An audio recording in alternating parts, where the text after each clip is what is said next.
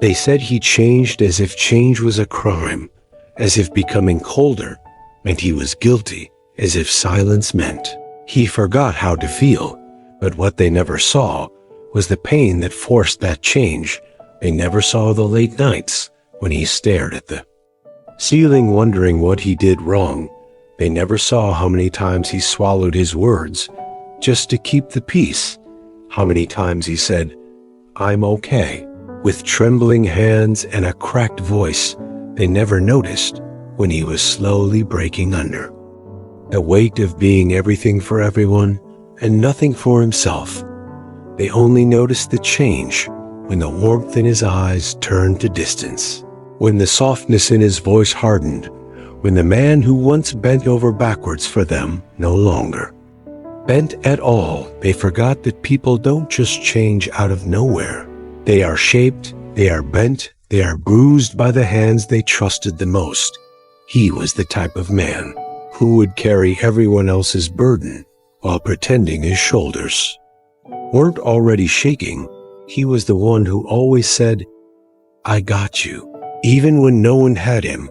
He gave his time, his energy, his loyalty to people who saw him as temporary, and then they acted shocked when the light inside him dimmed, when the smile faded, when he no longer picked up the phone in the middle of the night.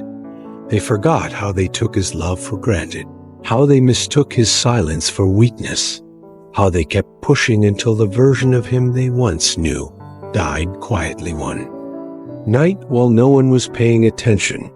They said he became distant, but they never talked about the nights he stayed up crying quietly so no one would hear.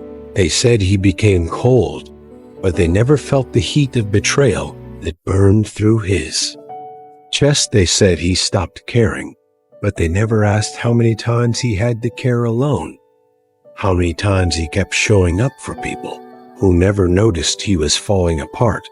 They noticed the change, but ignored the cause. And that's the thing. With pain, it doesn't always scream. Sometimes it changes you in silence. It turns kindness into caution, softness into stone, and love into a quiet withdrawal from the world.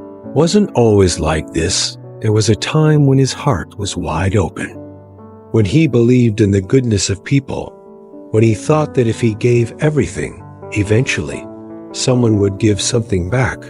But the truth was they never did. They just kept taking and taking until there was nothing left. And when he finally stopped giving, they didn't wonder if he was okay. They just said he changed. They blamed him for the silence they created. They blamed him for the walls they forced him to build. They said he was different now, but never asked what broke him. And maybe that's the most painful part. Not that they hurt him, but that when he finally stood up for himself, they made him feel guilty for it. They called him heartless. When his heart had simply run out of chances, they called him arrogant. When he just stopped begging to be understood, they called him selfish. When he finally started choosing himself over people who only loved him, when he was useful, they didn't want him to heal. They wanted him to remain broken and available. They didn't want him strong. They wanted him soft and easy to manipulate. But something shifted, something cracked inside of him that couldn't be fixed by apologies that came too late. He realized that no matter how much you give, some people will never see your worth until you become someone they no longer recognize. And by then it's too late. The man they used to know is gone, not out of revenge, not out of bitterness, but out of survival. He had to bury the old version of himself, because that version loved the wrong people, trusted the wrong words, and believed in things that only existed in his own heart. He had to rebuild himself from the ashes. They left him in. He had to teach himself how to be okay without closure, without validation, without the comfort of being seen. And that's the hardest kind of healing to do. The kind you have to do alone in silence, without anyone noticing, without anyone cheering you on. without anyone waiting for you on the other side. He became his own home, his own reason, his own strength. And in that process, he lost people, but he found something better. He found himself. Said he changed, and maybe they were right, but they said it like it was a tragedy when it was actually his rebirth, they said. It like he should apologize for outgrowing their love, for not tolerating the same pain anymore. But he wasn't sorry. Not anymore, not for protecting his peace, not for becoming colder to survive, not for walking away from the people who watched him drown and then blamed him for gasping for air. He wasn't sorry for the distance, for the silence, for the boundaries, because they were necessary. See, they wanted him broken, but obedient, hurt, but helpful, wounded, but still willing to carry their weight. They wanted the version of him who always put himself last, who always forgave, without question, who always listened, even when no one ever listened to him.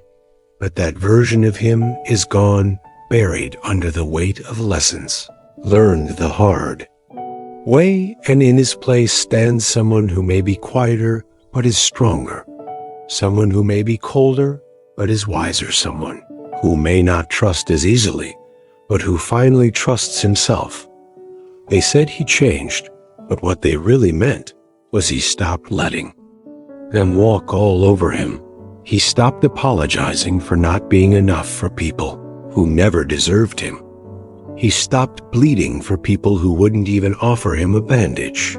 He stopped begging for love that came with conditions, for friendship that depended on his silence, for loyalty that was never returned. And the truth is, he doesn't hate them. He just no longer needs them. He no longer seeks validation from the same mouths that once doubted him. He no longer craves love from the hearts that never really held him. He no longer breaks himself into pieces just to make someone else feel whole. He has learned to live without what he once thought he couldn't survive without. And maybe the most powerful thing he did wasn't healing, or forgiving, or even surviving. Maybe the most powerful thing he did was choosing to keep going, choosing to wake up every day and build a new version of himself from scratch, choosing to become the man no one thought he could be, especially the ones who broke him. They said he changed, but they forgot who changed him, and that's okay. He doesn't need them to remember, because he will never forget, and he will never go back.